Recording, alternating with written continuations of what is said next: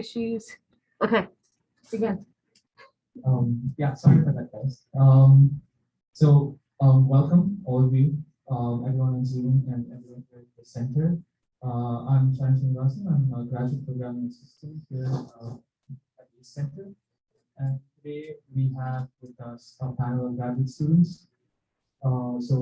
As part of the inspiration series for this semester, I'd first like to state that Virgin Tech acknowledges that we live and work in the Tulu Mountain people's homeland, and we recognize the continued relationships with their lands and waterways. We further acknowledge that legislation and practices like the Moral Act 1862 enable the Commonwealth of Virginia to finance and fund Virginia Tech to the forced removal of Native nations from their lands, both locally and in Western territories.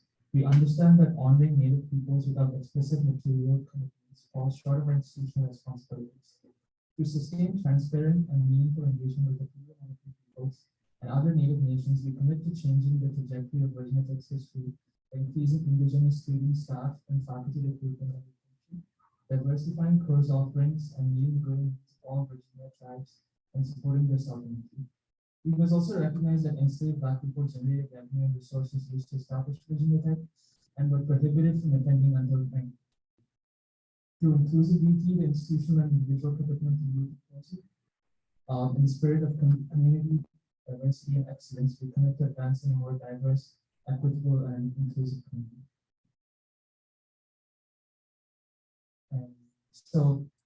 I'm not going to take much of your time, so let's get straight into the wonderful presentations we have lined up for today.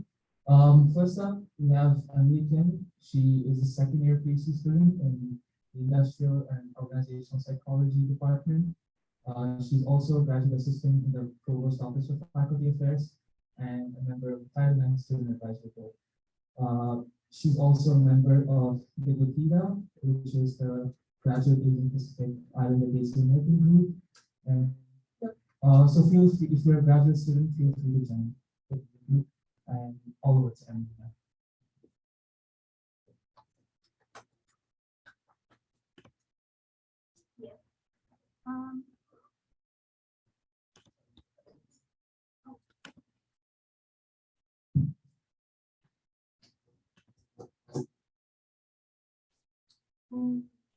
So my presentation is here shortly, and I will mention the first concept on the psychology and social department.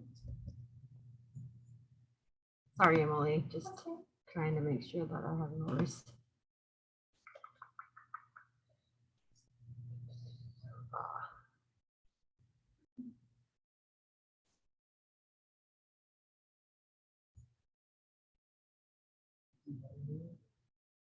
Hmm.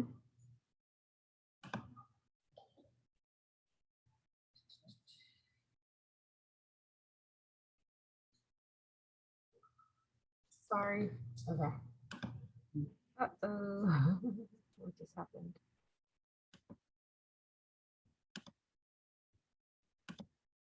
Okay. Awesome. Okay.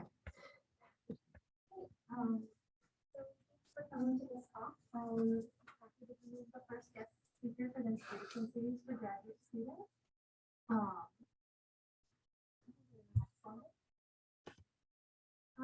So for my talk, I'm just going to briefly introduce myself and how I came to the team, what activities I'm engaged in now. And then I just want to talk a little bit about the PETA and kind of the future direction we hope that will take in terms of community for PETA students.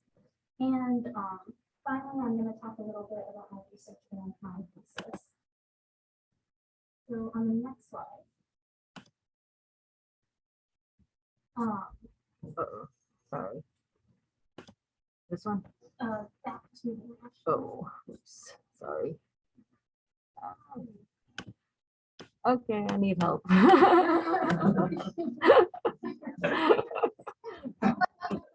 Thank you. one more. Okay. Yes. Thank you. So actually, since Okay. the camera is right here, I can actually come up here. So I am in the industrializational psychology program at Virginia Tech. And so for those of you who aren't familiar, IO psychology is focusing on research in the workplace. So the I side of IO psychology gets at aspects such as recruiting, selection, professional development, and those kinds of domains. And the O side of organizational psychology gets more at the softer skills such as motivation, leadership, and diversity. So that's a little bit about my program currently. I'm also in the SCIP lab, and that stands for the Social, Cognitive, and Industrial Psychology lab. So the main goals of our lab there is to kind of get at the fact that when you're understanding and researching behavior, there is a situational component as well as an individual differences component. So a lot of researchers think that either situations completely dictate how we react to certain events. On the other side of the spectrum, people believe that personality traits completely dictate how people interact with certain events, but we believe in the intersection of both, basically. And Dr. Neil Hallenstein is my advisor.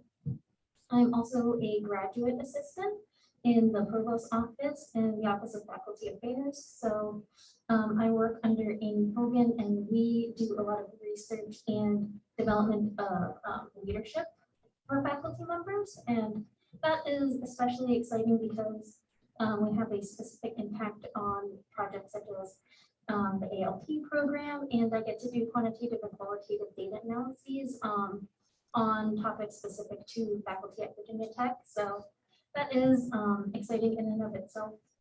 And I chose to go on the route of a GA-ship instead of a TA-ship, for example, because I wanted to get more real world research experience. And finally, I'm part of the Title IX and SBCC working group, specifically in the assessment subcommittee. So that is just because I am passionate about kind of reducing the impact of sexual assault, sexual violence against men and women on campus, people of all genders, really. And so both of those groups are doing really great work in that regard. The SBCC is pretty new. The working group was established just this semester, so we're really getting a good head start on work right now. And on the next slide, I just wanted to talk a little bit about GAPITA. We're not an officially recognized student organization yet, but we're still getting off the ground and hoping we get more membership and more interest right now. When you're a member of GAPITA, there's an element of involvement. We connect you to other like campus resources such as the GAPITA Caucus. GIAHA has started a mentorship program. And then, you know, of course, events happening at the ACE Center like this. Also, in terms of community involvement, like we do group activities together. We have a WhatsApp group, we have a Gmail, Google group, and we're just kind of here to support each other as APITA graduate students who are going through this unique experience together. And also we want to put together resources kind of to help each other out because we're all in such different programs. We all have access to different information, different resources, and so that kind of information sharing can be really powerful. And then on the next slide, my research is my thesis right now primarily, which is the development and validation of the East Asian American Situational Judgment Test. And so that's a new way to measure microaggressions against Asian Americans. So on the next slide, there is like a really significant need for more research on APITA students or APITA members in general. So hate crimes and anti-Asian American sentiments are especially strong right now. Obviously, this has been a problem for a significantly long time in the United States, but has dramatically increased since the onset of COVID-19. Groups such as Stop AAPI Hate, Pew Research, and even the White House, President Biden, he has created multiple memorandums to, you know, just really highlight the fact that Asian Americans are suffering right now. So In past research, for example, in March 2020, former President Trump tweeted the words China virus, and in June 2020, he tweeted the words Kung flu. There have been multiple time series data analyses looking at Twitter and tweets specifically, kind of pointing the trajectory of bias and hate crimes against Asian Americans using those language analysis studies to show that these words have had an impact. Particularly, tweets with the hashtag Chinese virus have a 49% likelihood of having other Asian hate language along with it compared to tweets with hashtag COVID-19, which only has about 20%. So the next slide. This issue is kind of a multi-layer, multifaceted problem in terms of the context of discrimination and microaggressions against Asians. So discrimination can usually be conceptualized as overt or subtle. So overt discrimination is kind of like direct hate, so hate crimes, violence, that kind of thing. And subtle discrimination really gets more at microaggressions and smaller aspects that people that are more commonplace. So microaggressions can take the forms of micro insults, micro assaults, and micro invalidations, and they are often perpetuated for Asian Americans through the model minority myth, which really encapsulate both positive and negative stereotypes. For example, the stereotype that all Asians are smart, all Asians are good at math, versus negative stereotypes of being windy or weak. And in terms of the outcomes, discrimination is super detrimental, of course, to anyone who faces discrimination, but for Asian Americans, there are mental impacts, such as depression, anxiety, and in terms of physical impacts, people have shown that there are actual somatic symptoms that can occur as a result of discrimination. So on the next slide, I want to address one of the problems, which is a problem of measurement, especially in terms of looking at attitudes towards Asian Americans. So most existing racial bias measurement tools are focused on perceived racism. And, I do want to note that that's incredibly important, but it's also equally important to identify the attitudes of those who actually perpetuate biases as well. So using the tripart attitudes model, that's composed of cognitive methods, affective methods, and behavioral measures. So really the benefit or the one of the cons for cognitive and affective models is that those kinds of scales ask you like your type questions, like, do you think Black people deserve this? Do you think Asian people are like this? And so those are obviously very direct questions that many people don't answer honestly, because there is some type of social desirability bias in responding. So through the use of other behavioral models, in contrast, such as situational judgment tests, which we'll talk a little bit more about on the next slide, they provide better predictive outcomes and less social desirability responding. So just in a really zoomed out view, for my study, I am developing a situational judgment test. And what that is basically, it is a measurement scale where you're given a situation. So you have the context of a microaggression happening. You are placed as a bystander in that situation, and you're given 4 response options as to how you would behave in that situation. So my proposed model, based on past research and past studies that have been a little bit similar to this one, I'm proposing that there will be a 4-factor model, with one of the factors being some people are likely to challenge the microaggression. Some people are more likely to avoid the microaggressive situation altogether. Some people are likely to have some reinforce the microaggression, but using positive stereotypes. And finally, people are likely to reinforce the stereotype, but with negative traits. So that is in the works right now. I hope to propose this semester and defend my thesis next semester. So The larger implications of this study is to primarily have better baselines in order to improve the status and our understanding of why Asian Americans are treated the way they are, why microaggressive events occur. We need to know where we are right now. So just getting a better understanding and of the nuanced situation in terms of how Asian Americans are treated in the US in terms of microaggressive events. So yeah, that's everything. Thanks. I'm hoping we'll save questions for after, like after everybody talks. Hopefully that'll work. Who's next?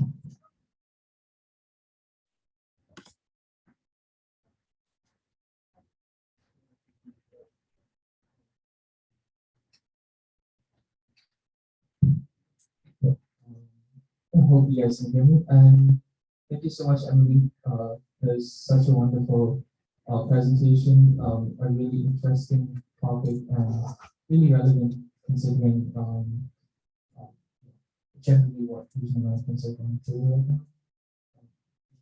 Thank you so much for that. Next up, we have Yinan Wong. So, Yinan is a PhD candidate in the Department of Industrial Systems Engineering, and his research interest lies in developing systematic engineering-driven machine learning methodologies with applications to advanced manufacturing. He's also a recipient of the Gilbert Memorial Fellowship from the IISc, which is the Institute of Industrial Systems Engineering, and also the Educational Foundation Scholarship from IISc. He also serves as the president of the Inform Society. So over to you, man.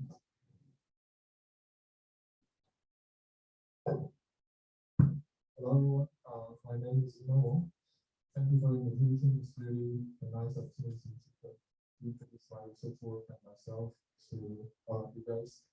And thank you for the introduction from Sharon. My name is Ino. I'm the final year PhD candidate in the IC department. So yeah, the topic of my presentation today is engineering-driven machine learning for system intelligence. I apologize, I make it a little bit technical. I will try to introduce in a intuitive way. So first of all, a little bit more information about me. I got my bachelor's in China from the Shenzhen University, and then I go to Columbia University to continue my master's study. So both of these are in electrical engineering, and then I go to Tech for the PhD study in the IC department. So as I said, in IC, most of the students are from diverse backgrounds, so basically we're in different majors. And I have the opportunity to work in Los Alamos National Laboratory and Los Alamos National Laboratory in 2021 respectively.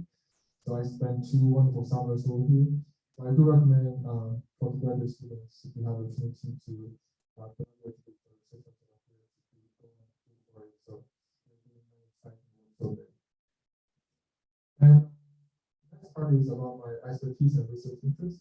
So all these experiences give my expertise in 3 aspects, which are the theoretical foundations in statistics and machine learning, deep learning, reinforcement learning, and the knowledge of complex systems like the manufacturing system. And all this expertise motivate my research interest in engineering machine learning, started modeling, and also special computation for the intelligent decision making in extreme scenarios. And my research topics in my PhD study can roughly categorize into 3 topics.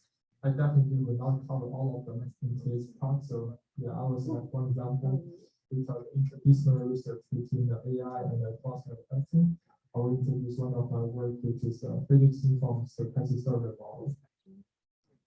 So yeah, I will try to introduce in an intuitive way and stop where I can be before the time is up.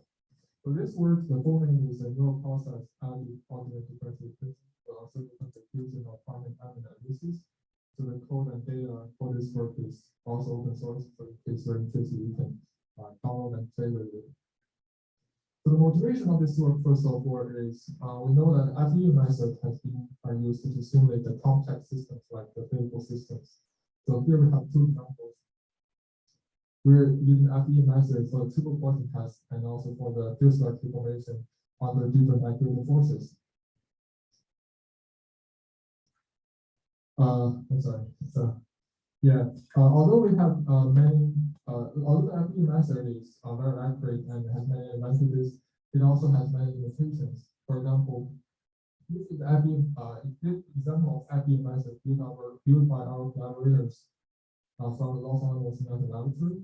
So it took the 4 hours or 400 processes to generate one simulation for the material degradation process. So in this case, the FE method is very time consuming, although it is accurate. And another thing is FEA is a deterministic simulation, which means for each input, it will not consider the uncertainties during the process. It will generate a deterministic output. In this case, for most of the physical systems, it is not deterministic. We will consider different noises introduced during the time process. So we always want our method to, instead of give a deterministic prediction, we want our method to have a distribution over all the possibilities. Some of the existing methods, like the Gaussian process, which is the most popular one, has been built as a surrogate for the IBM method to reduce the computational cost to the uncertainty computation. However, this method is pure data-driven, which means they're directly built on data without considering the underlying physical properties. It makes up the physical insights and easy to overfit on data sample. So our goal is to build a physics-informed stochastic surrogate model to incorporate the physical knowledge into designing the machine learning method. So what are existing methods? There's a little bridge over here, and both sides of the bridge are data-driven and physics-driven. So bridge the gap between the data-driven and physics-driven method has attracted interest from many researchers. So one symbolic word is the neural network, which is very popular in the computer science domain and has tested in the computer vision natural language processing. And one interesting finding is what the number of neurons in each layer of the neural network approaches to infinity, which means the width of the neural network approaches infinity. It will convert to a Gaussian process. As I introduced, if you sit closer, if the translation works a little bit better. it kind of translates doesn't make any sense. Yes. So we're just trying to figure out what's the best way. Okay, I hope it will be better. Go ahead. Okay, so one number of neurons in each layer of the neural network approaches infinity, which means the width of the neural network approaches infinity will convert the Gaussian process. So I mentioned before, the Gaussian process is a stochastic process, which will generate the distribution of the predicted value instead of deterministic value. So in this case, there is a connection between the neural network and the Gaussian process. And it is worth mentioning that the neural network is a deterministic model, which means it does not generate distribution. And another connection is between the neural network and the PD and OD. So PD and OD are the short for the partial differential equation and ordinary differential equation. So differential equations are the underlying governing function for the physics systems. In this case, when the number of layers in the neural network approaches to infinity, which means we have an infinite depth neural network, the output of the neural network will approaches to the output of the differential equations. So this finding is also very interesting. It bridges the gap between the neural network and the ordinary differential equations. So go back to our requirements or needs. We want a stochastic model to generate distribution, and we also want the physical insights into the model.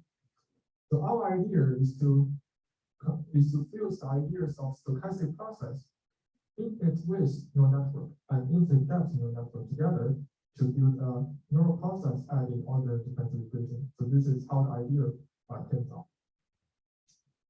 So I will dive into a little bit details. So if you consider the high-level ideas of this model, we get different pairs of input and output collected from the physical system, which are denoted by X and Y. In this case, our model wants to take a new input, for example, xn plus 1 over here. When we have the new input xn plus 1, given the observed data points, our model wants to generate a distribution of the true target value yn plus 1. So the method is designed in the encoder and decoder format. So in the encoder, the properties or the features in the observed data points will be encoded or extracted and combined with newly common input to generate the deterministic representation and the latent representation. So in this case, the encoder, there are two branches. The deterministic encoder will extract the fixed properties within the observed data points and combine with the new input to generate deterministic representation. And the stochastic encoder will consider the randomness in the observed data points. In this case, instead of a deterministic representation, we will learn a distribution, like a little tutor over here, represent distribution. Every time we have a new input, we will sample a representation from this distribution. In this case, we incorporate the randomness in this encoder. So this is how the randomness is considered. So why we consider randomness? Because we want this model to be a stochastic model to generate distribution, we need to estimate the standard deviation. So take the deterministic representation, latent representation, and newly input. The decoder part is composed of the OD network and OD solver. So the OD network is different from the regular neural network because the regular neural network is to directly approximate the mapping between the input and output. For the OD network, it will approximate the derivative of the underlying function with respect to the model depth. Combined with the OD solver, the output, when the step size is small enough, the output is equivalent to the continuous transformation of the features, of the input features. And given two fully connected layers at the very end, our model could estimate the mean and the standard deviation separately. So I will not dive into the mathematical details behind this. So the whole idea is we cannot maximize. So, okay, for training a neural network, we want our model to give the most likely output given the observed data and the new input. But it is hard to directly maximize this posterior distribution. Instead, we will maximize its lower bound. So if we cannot maximize itself, we will maximize its lower bound. And in this case, it will accordingly maximize the original conditional probability on the left-hand side. So the right-hand side is lower bound. So for the simulation study, it is used as a proof of, I will speed up a little bit. So in the simulation study, it used as a proof of concept. So we sample 200 data samples from the ordinary differential equation and add different levels of noise to it to test the robustness of our method to dealing with the noise data. And we evaluate the performance of proposed method from two aspects. One is the predictive accuracy. We're using the root and mean squared error. You can see our proposed method consistently outperforms the baseline method, which is a neural process. And with the increase of noise level, this such improvement will be more significant. And for the uncertain quantification, we're trying to use the proposed method to recover the underlying pattern from the sample noise points. So we can see our proposed method can successfully recover the pattern of the spiral from the noise point. However, the neural process failed to do that, especially when the curve approaches the center. So I will quickly skip the case study because it is built on the triple Gaussian test collected from the IPA simulations. And we also evaluate the performance from the predictive accuracy and the uncertain quantification. So in summary, our proposed method basically combine the merits or the advantages from the ordinary differential equation, neural networks, and the stochastic process. It proposed physics-informed stochastic disorder model to consider the physical insights into designing the data-driven model and conduct uncertain quantification. Yes, this is all the things I prepared. Thank you and welcome all the questions.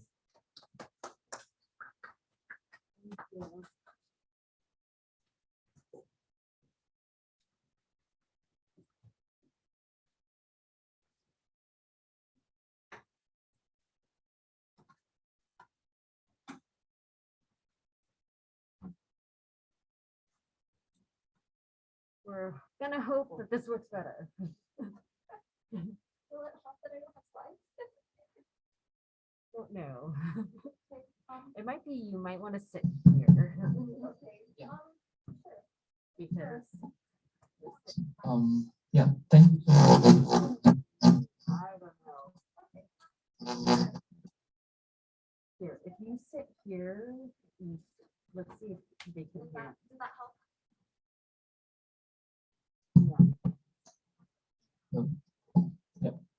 Hope this is better. Yeah. Sorry about that. And thank you so much, Inan. That was a wonderful presentation. And yeah, well, let's move on to Sonal now. So Sonal is an MHS and MPH, and she's a PC student in the Department of Human Nutrition, Foods, and Exercise, with a concentration in behavioral and community science. So her research interests actually include food security, global health, and technology in healthcare. So upon finishing her PhD, she hopes she can influence health disparities research and education in public health, either as a professor or health scientist. So over to Sonal. All right, thank you. Thank you so very much, and welcome to this wonderful gathering that we have. I'm going to briefly describe not my whole research, but an aspect of my research that I'm finding actually a lot of information about, and then a bit about how being APIDA can inform and influence this experience. So food security can be defined as something that relies on 4 pillars as outlined by the Food and Agricultural Organization, which is headquartered in Rome, Italy. They are availability, accessibility, utilization, and stability of safe and nutritious food that people can have to have the life they want and to maintain an optimal health status. This is loosely defined. USDA has a bit of a specific definition with it, and then the UN has its own thing. But that is the approximate definition of what it means, and the 4 pillars are very much a UN stronghold. Those who are missing one of those 4 pillars are said to be experiencing food insecurity. And as I touched on, accessible is a huge part of it. And this can be broken down into both physical and economic access. One of the biggest statistically significant and population health significant predictors of food security, of course, is employment status. And in the US, this is critical because if you don't have money, you can't buy food. If you can't buy food, you starve. So one of the things we like to do is to distribute surveys. The Virginia Family Nutrition Program really helps out with this, as well as the Virginia Tech Research Team and the Virginia Department of Social Services. We are in process of administering yet more surveys, but we also administered some surveys at the start of the height of the pandemic, which was March and April of 2020. We did a survey again in November and December of 2020. Both of those have generated a lot of information, especially the first one. However, I will be focusing more on the second one.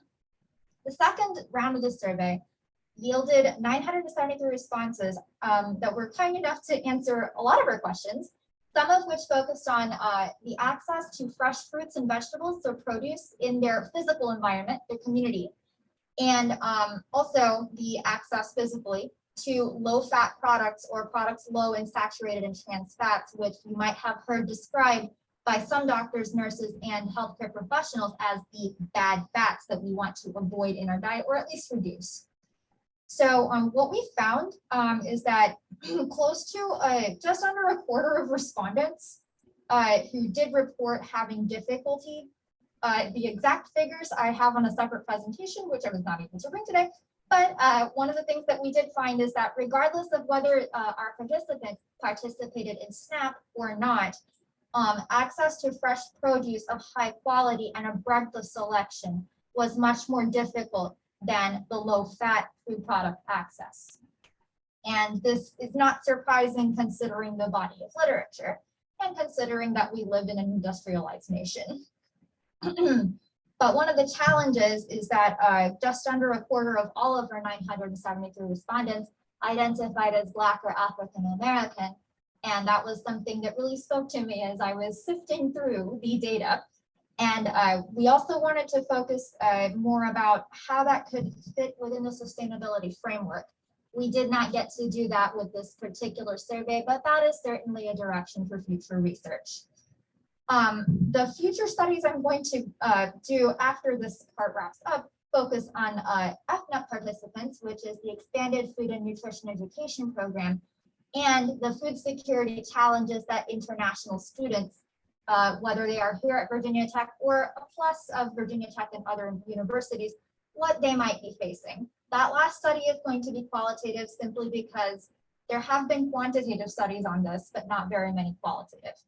And a very brief overview about how being APIDA really influences this experience, and a very brief lesson of what I'm learning through this graduate school process. So publications, if you have a lot of data and you're new to writing publications, writing it can be a nightmare, but you have to do it. I see some heads nodding and some people laughing. They know exactly what I mean, but you have to do them. Presentations just like this one, but also attending conferences. Go to as many as you can without, going too far out of your lane. But they are opportunities that I would encourage every graduate student to reach out for. And I would say a good advisor would encourage that participation. Don't skimp on teaching. I am a part of the Graduate Academy of Teaching Excellence. I know for some students, graduate teaching is not something they want to do. But I highly encourage that, even if it's just a semester, even if you're just grading, because this way you really learn what it's like to be on the other side. I did not get that because I did not really get that until I started doing it. And I'm seeing Nina nodding. I think she understands exactly what I mean. Also, in informational interviews, even if you don't stay in academia, when you talk to people and ask what they wish they had learned, the response, at least for me, has always been the same. I wish I had listened to my advisor and done some teaching was the common response. Because the people who did not do it, even in the schools of public health, they are really struggling right now because they are just learning how to teach. And that is a very difficult thing when you are no longer a student. Stay connected outside of academia. One thing we have all learned as part of this pandemic, you just never know. And stay connected. APIDA identity was always kind of my home. It was home in undergraduate. And through my first week really on campus, I was trying to find out where is going to be my home, what does Asian American Student Union look like here at Virginia Tech? And so that really informed my experience. And of course, that identity informs my last survey. Because being an international student, I am a domestic student. But my parents back in the day were on F1 visas, and there are certain challenges that come with those visas. And being on the other side of it, I did not get to have that issue firsthand, but I'm going to find out what it's going to be like in the present day to find out maybe something's changed when the USCIS has done some new regulations, or maybe not. That's what the last study is going to be about. And then being Asian gives you a certain access to a cultural identity, not to say that other groups don't, because every group has its unique, participation, like our friends at the Jewish Student Union, they have celebrations, and people who are an active member of churches will have their own celebration. But part of work-life balance is to stay connected, and when you have stressors, you rely on things that those cultures and organizations have given you to handle those times of stress. I did a few yoga poses this morning and I felt very, very South Asian. And I was like, you know what? That's okay. That's little things that will help, right? So find your community, find your home before you start going out and being the professional that you came here to be.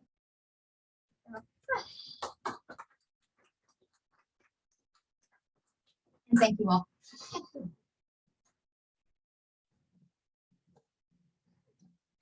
Marcel, that was wonderful. Yeah, so after that, we now have Chitra, who's a current PhD student in biomedical engineering.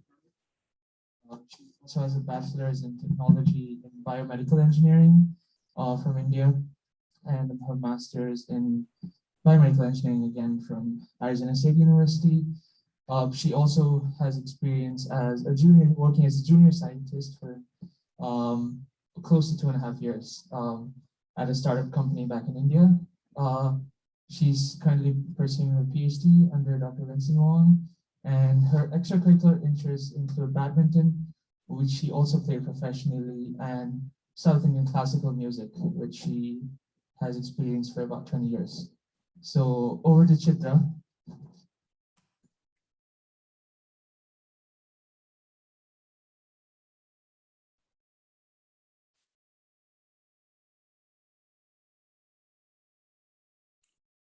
Hi, everyone. Hopefully you all can hear me okay. Thank you for the introduction. My name is Chitra, like it was just mentioned. I'm a PhD student in Dr. Vincent Wong's lab in the Department of Biomedical Engineering and Mechanics. Thank you for taking the time to attend the talk. Since he just went through the bio, I won't do that again, but I'm a biomedical engineer through and through. I have a bachelor's in technology and a master's in BME, and currently a PhD student also in the same. I'll talk a little bit about my PhD research in just a little bit, but I've also had the chance to work in a startup for a couple of years before coming back to academia. I've also had the opportunity to work as a teaching assistant for a couple of semesters now. I've been enjoying it. I had a busy childhood. I played a lot of badminton, had the opportunity to play professionally. I also learned music for a very long time and had the opportunity to give a couple of concerts and also sing in the All India radio. So it was an interesting childhood. I was always busy. Binge watching Netflix, one of my favorite activities. But if I have to be honest, it's binge watching Korean dramas. So I love doing that when I have some time as well. Taking you to the part of Asia I'm from Visakhapatnam. It's a coastal city in the southeast of India, like you can see here, with a population of just under 2 million. So one of the smaller cities in India, I have to say. It's known for its beautiful beaches and more beaches. It's also the headquarters of the Eastern Naval Command, and has one of the largest steel plants, actually where I lived for most of my life because my father worked there. And it's also a great tourist spot because of all the hills and valleys and the waterfalls, very similar to Blacksburg, actually. Moving over to what we do in the Wong lab, we we're very interested in looking at all sorts of musculoskeletal disorders. And we use a lot of techniques like biomechanics and imaging, focused ultrasound, which I'll get into in a little bit, machine learning, etc., to study these diseases and maybe treatment options, mostly non-invasive treatment options. And we do so in animal models as well as humans.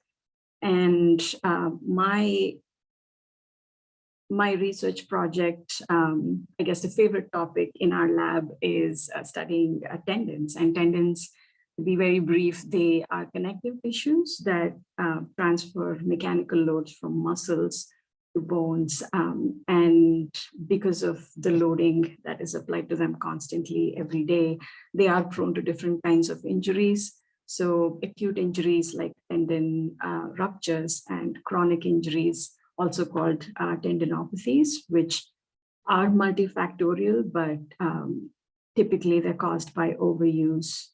So microtrauma caused by using these tendons every day. And I am focusing on Achilles tendinopathy. So like I just said, it's a chronic tendon injury that is typically caused by overuse. And the problem with chronic tendon healing is that it's not a perfect healing scenario. So the naturally healed tendon almost always leaves behind a scar tissue. So the healed tendon does not have the same biomechanical properties like the original one. So there's also a large risk for re-rupture or maybe other kinds of problems because of this condition. So in the Wong lab, we're trying to understand what actually happens in these injuries, and we're also trying to look at non-invasive strategies to heal these kinds of tendons. And although there are many strategies currently to heal tendinopathies like surgery, corticosteroid injections, and many more, dry needling is another strategy that sometimes doctors use. There are no long-term benefits to these. There's almost always a chance for rupture even after using these treatment strategies. But we do know that physical therapy, like as you see here on the slide, something called the heel drop exercise that's usually prescribed to patients with Achilles tendinopathy. It seems to work. There is symptomatic relief, and there's also improvement in the mechanical properties, but it is not well understood why this seems to work. So one of the main themes in our lab is trying to understand why this seems to work. And the picture you see is actually one of our former PhD students who just graduated, and he's demonstrating the heel drop exercise that's typically prescribed for these injuries. So that's where I come in. So I am trying to use something called focused ultrasound. So I'm sure you've all seen ultrasound machines in the doctor's office, or maybe you've heard about them, and that is similar yet different. That is called diagnostic ultrasound because these machines are typically used to diagnose something. So they may be looking at someone's abdomen, or they're looking at someone's muscle, someone's bone to see what's happening. So that's diagnostic ultrasound. But the approach I'm trying to use is called therapeutic ultrasound, which means that I'm trying to use ultrasound as a treatment to heal, or at least stimulate healing in these injured tendons. And you see a mouse on the platform there because in our lab, we use a mouse model for tendinopathy. So this model has been developed in Dr. Wong's lab a long time ago, and this is what we use to study tendinopathy in our lab. So we induce tendinopathy in a mouse, and then we study, at least I'm trying to study how I can use focused ultrasound to stimulate healing in this model. So typical electronics, there's a therapy transducer that I'm using to treat the Achilles tendon. There's also an imaging transducer that actually is a high frequency ultrasound imaging system that is custom made, and it's a very novel thing in our field. And we are using simultaneous imaging. So as I'm treating the tendon, I hope to use the imaging transducer at the same time. And this imaging transducer is giving me information real time about what's happening. So what are these, what is the ultrasound doing to the tissue, and if we have to change it real time. So it's sort of giving us feedback. So it allows for real-time manipulation if that's needed. So it's a very cool setup that I've developed, and I'm hoping to use that in the future to look at some healing strategies. So like I just said, this is a picture that we made to sort of demonstrate the different kinds of ultrasound. And I guess if you already know about therapeutic ultrasound, if you've gone to physiotherapy at some point for anything and they've used ultrasound on you, you must be wondering, oh, it already exists. What's the difference, right? So therapeutic ultrasound that exists currently uses sort of low intensities. And our hypothesis is that whatever minimal healing we see in literature because of therapeutic ultrasound and its use in tendon injuries is probably due to the little heat it may be generating. And we actually want to utilize the mechanical bioeffect. So when I say bioeffect, I mean how the ultrasound is interacting with tissues. So these can be different kinds of interactions. So it can be a thermal effect wherein there's heat being generated, and can be a mechanical effect. And there are actually different kinds of mechanical effects, which I probably won't get into and confuse everyone, but we are sort of trying to induce the same kind of mechanical loading that we typically see in the human exercise regime. So if you remember a few slides back, I showed you someone doing the physical therapy. So we want to induce the same kind of mechanical loading, but using ultrasound, because an issue is that when someone already has tendinopathy, it's really painful. So when you expect them to use, when you expect them to do these exercises, it's even more painful, and they're less likely to continue the treatment, and it's understandably extremely uncomfortable. And it also can take a really long time for them to heal completely. So we are trying to use ultrasound to do the same thing, because we already know that works.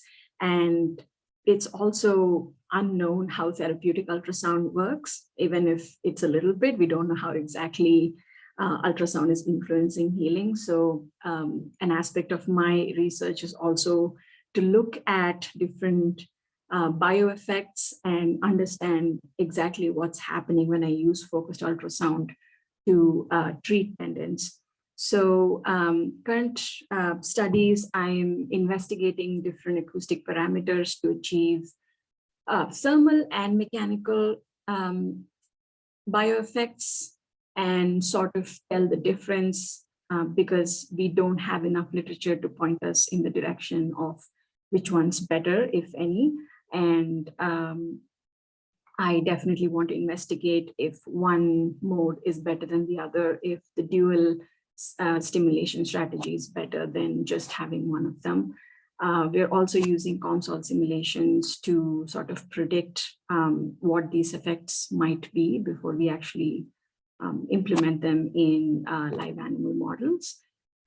Like I just mentioned, we have a custom high frequency imaging system that's providing simultaneous feedback during treatment. So it's really useful because we can use it real time and manipulate these treatment parameters real time if it's necessary. And finally, I'll be comparing the effects of ultrasound on the healing profiles of mouse tendons. So I'll be using imaging, mechanical testing, histology, gene expression, and things like that to really study what's happening in these tendons. I have to thank all my friends and support systems that have made my experience here at Virginia Tech great. I have a support group of friends who are from diverse backgrounds, and I've been here 4 years and they've always been there for me. So I thought they deserved a special mention here. I really enjoy going out with my friends and doing fun activities like hiking and whatever that's called. That was in Claytor Lake, but really enjoy my time here because of all these people. Of course, special mention to my lab mates. I have to admit, this is an older picture. Maybe it's a reminder for us to get an updated lab picture, but a lot of people who are new are not on this picture, but I do want to thank all these wonderful people who are extremely nice to me and so helpful, and never had an issue because of all these great people in my life. That's all I have. I guess questions are later, so I'll be happy to answer any questions if you guys have any later.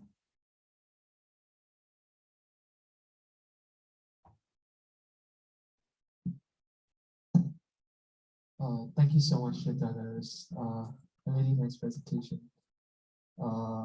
Just now, let's move on to our last presentation for the event. Last but not the least, we have Doi, who is a fourth-year PhD student in the physics department. Doi is also a graduate of Carnegie Mellon University, and the current research focuses on quasar outflows and potential effects on galaxy evolution. So over to Doi.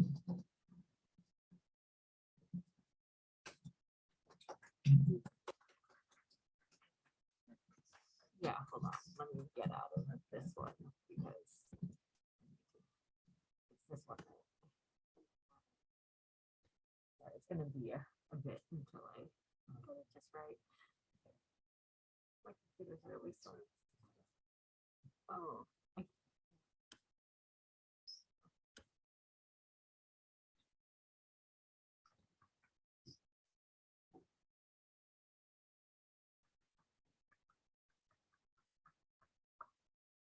sorry.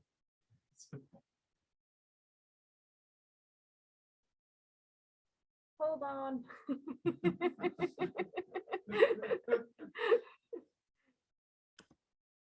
that right?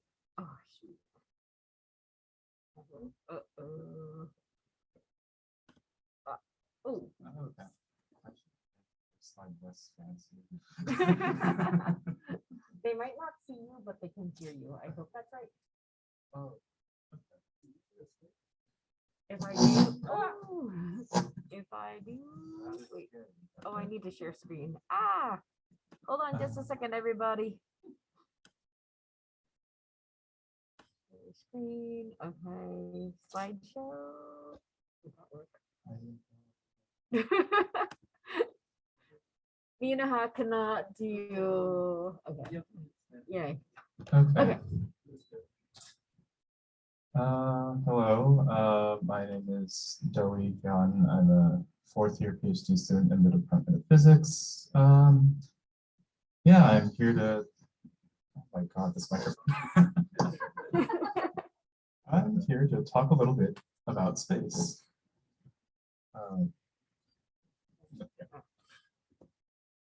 So first, I'd like to thank my advisor, Professor Noah Marav, as well as a collaborator from York University, Dr. Patrick E. Hall, as well as the NSF, the Space Telescope Science Institute, and the Virginia Space Grant Consortium.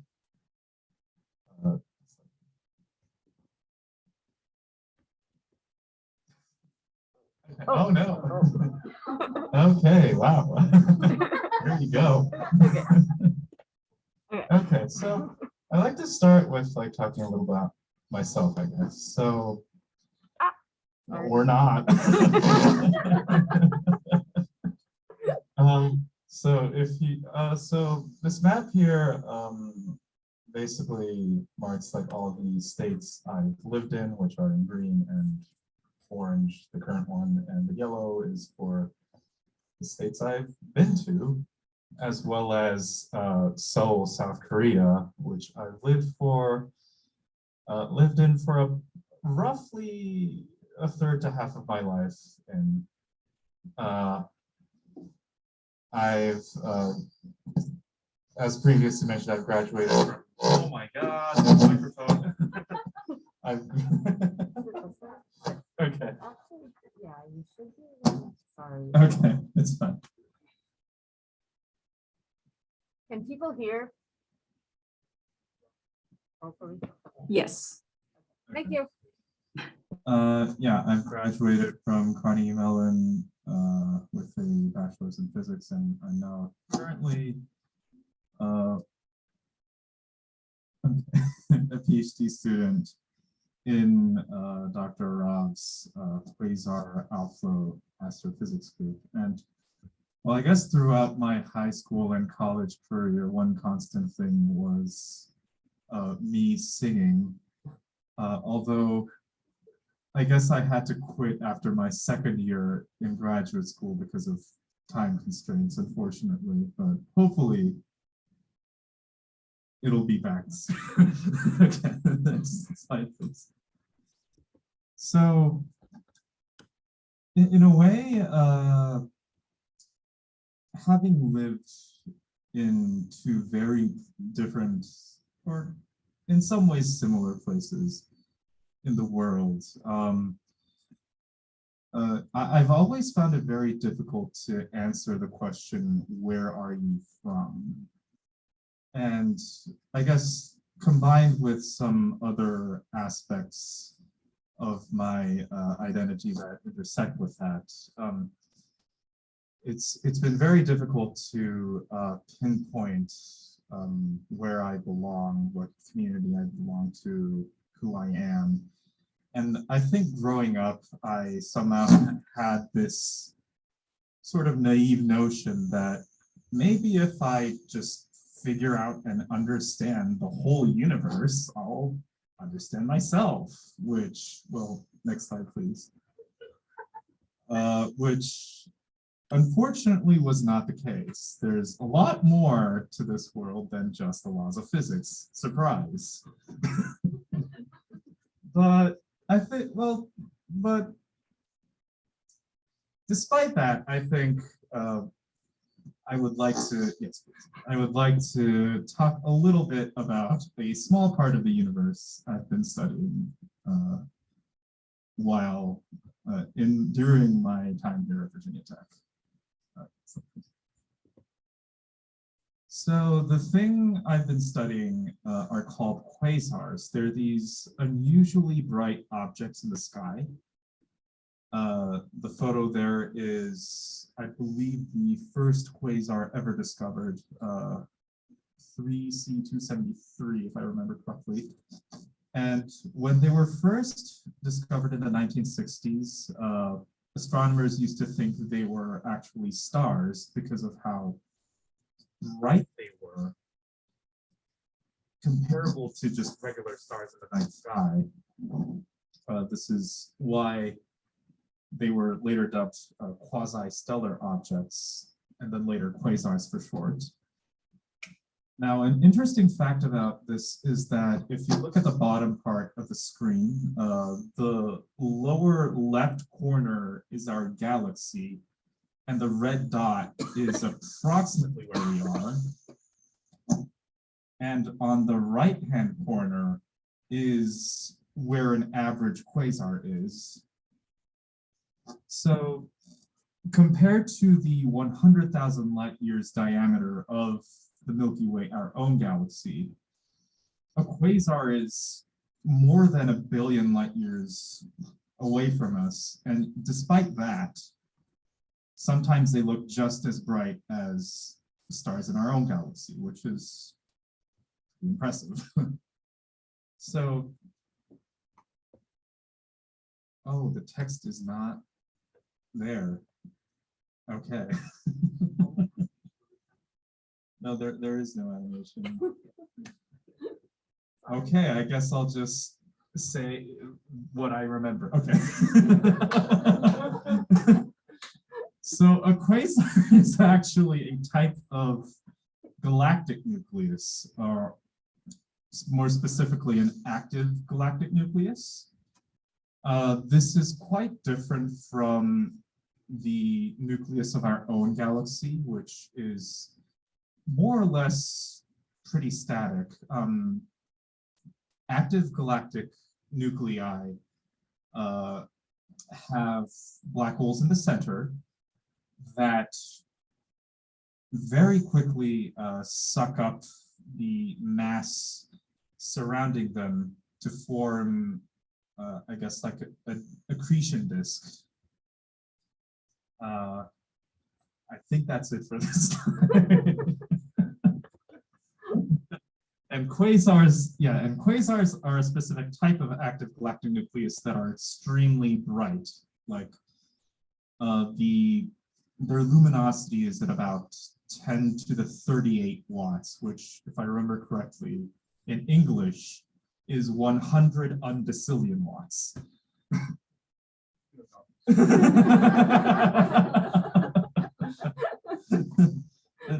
It's a lot of light bulbs. So some of these quasars have gases flowing out of them, which we call quasar outflows.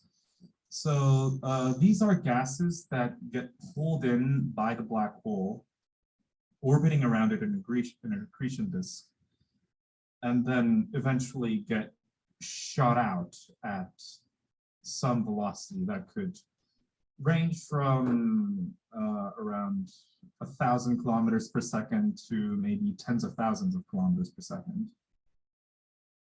Next slide, please. So there are a few things that we want to find out based on these outputs.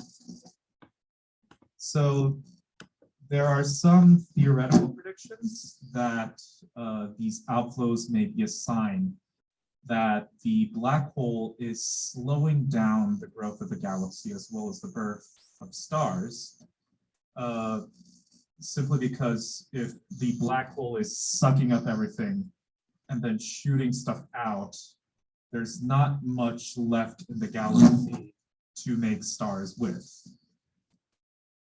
Also, outflows shooting further out from the galaxy can make the space between galaxies chemically richer because the outflows are composed of a bunch of different elements such as hydrogen, carbon, silicon, etc. And in order for this phenomenon known as AGN feedback or active galactic nucleus feedback to be possible, the outflows need to be highly energetic. The kinetic power needs to be at least 0.5 or 5%, depending on the model used, I guess, of what we call the quasar's Eddington luminosity, which is a technical term for the maximum luminosity an object can have while maintaining a balance between gravity and outwards pressure. Oh my God, okay, next slide, please. This is so scuffed, okay. So how do we look at these quasars? Well, there are a lot of telescopes. There are a variety of telescopes, both on the ground and in space. Below we have the Very Large Telescope in Chile, the Hubble Space Telescope, and the recently launched James Webb Space Telescope. And each kind has its own strengths that we can take advantage of for different research goals. Next slide, please. So when we're looking at quasar outflows, they're composed of a bunch of different elements and ions, such as hydrogen, carbon, silicon, nitrogen, etc. And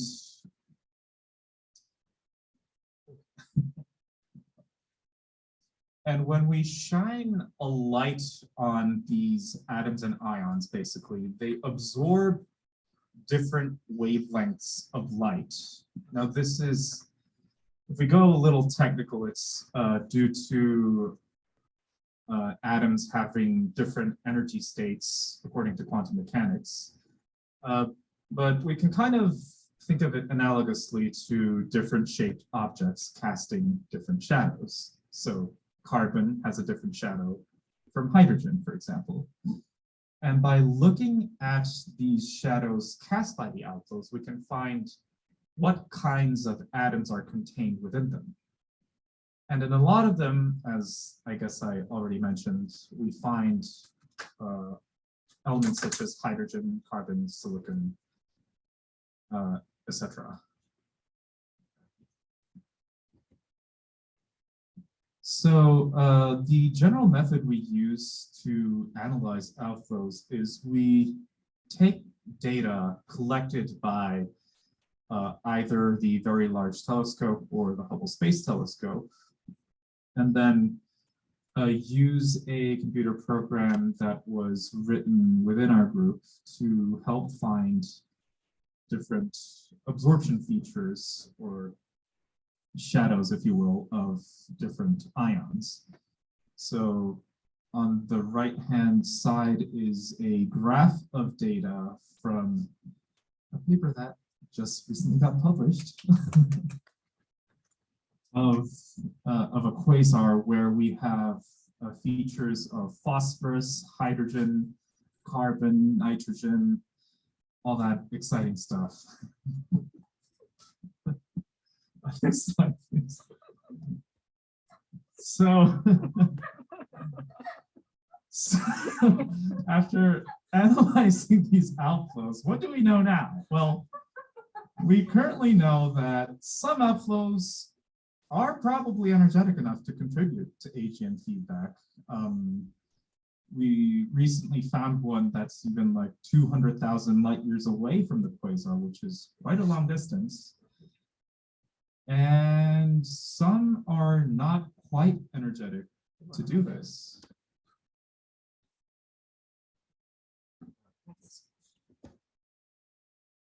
So if we're being perfectly honest, we don't really know a lot about whether quasars actually contribute, or whether a significant portion of quasars contribute to AGN feedback. But despite, or perhaps because of how much we don't know, we keep going. So more research on quasars and their outflows can help us understand exactly how they work and how galaxies themselves can change over time. And this further analysis could help us learn more about the history of galaxies, perhaps like our own, and the history of the universe itself. And in a sense, this, how do I put it? This principle of keeping on going on, despite how much we don't know, applies not just in science, but basically in all aspects of life, I suppose. Well, I guess like circling back to questioning things about my own identity, I clearly don't know or understand myself entirely, but I'm learning to be comfortable with that, actually, and just I guess instead of looking for like a specific thing that I am or a community that I belong to, I guess I guess I'm kind of seeing myself as partly being part of all of these groups or communities, I guess, and just embracing myself for who I am, because whatever the case, nothing changes the fact that I am me, and this goes on to other things as well, like nothing is 100% certain, and that shouldn't stop us from doing things. And I think that's it for my presentation. Much.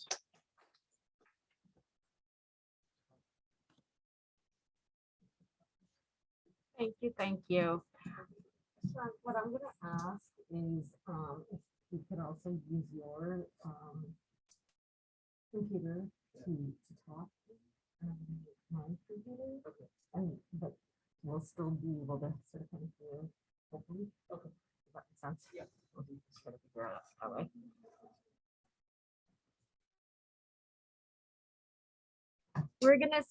We're gonna try a new technique and hopefully that will work better. I don't, if you use your computer and unmute, Sharon, Yeah. then we won't, no, we might not need the speaker is what I'm trying to get at. Hopefully.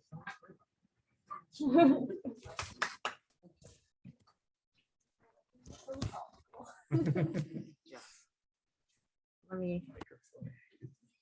So, thank you so much, Joey. Turn off. No, turn off the mic. Yeah, I did. I turned it off. Oh, because it's here. Yeah. What is that? It's a young conference. Sorry, Yeah. very technical difficulties. Yeah. Can you hear us? No, they won't be able to hear you. But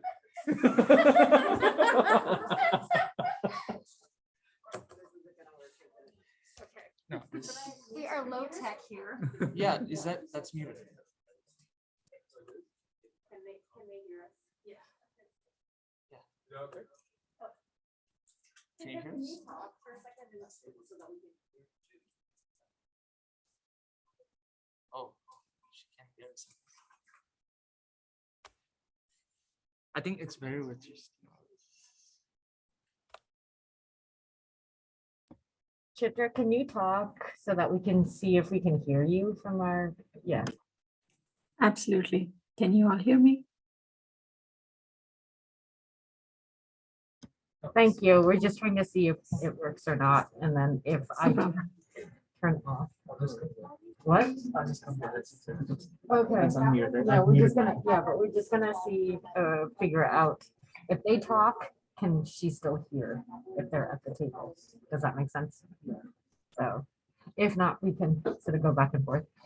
I'm gonna end the recording portion of this and we can sort of kind of do question and answer. That way we're not, we're, you know, Yeah. we'll edit. Doesn't have to be formal. Yeah.